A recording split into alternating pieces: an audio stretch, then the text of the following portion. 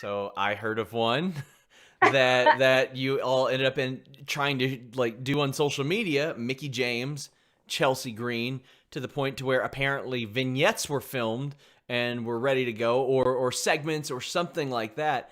Is that true? And tell me literally everything about that, because that's very interesting to me.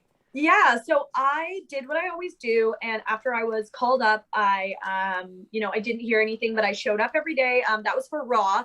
Showed up every day for Raw, and continued to do so for a few weeks. And then I basically was told, just give it a rest. They will call you. You will be on TV. We just have to find a place for you. So I assumed then, of course, that the Charlotte storyline was not happening. And that was okay because I wasn't emotionally invested in that yet. I was excited, but there's been so many of those kind of like false starts that was not my first And time. she was off TV at that point too, wasn't she? So then she definitely wasn't there. So Yeah. I can't remember. I believe that was when she took her like Took time off. hiatus. Yeah.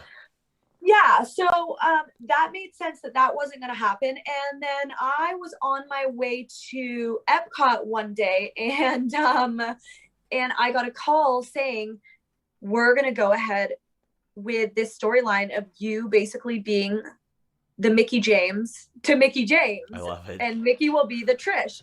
And I was so in love with that. Mickie and I, she's just always been such a great mentor to the locker room.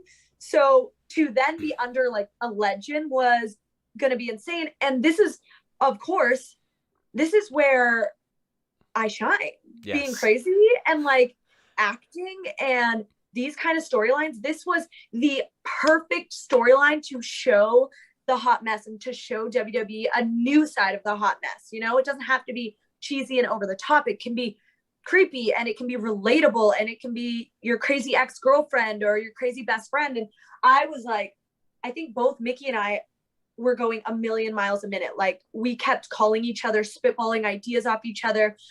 So that next day was when we were going to film it. And we did film a match.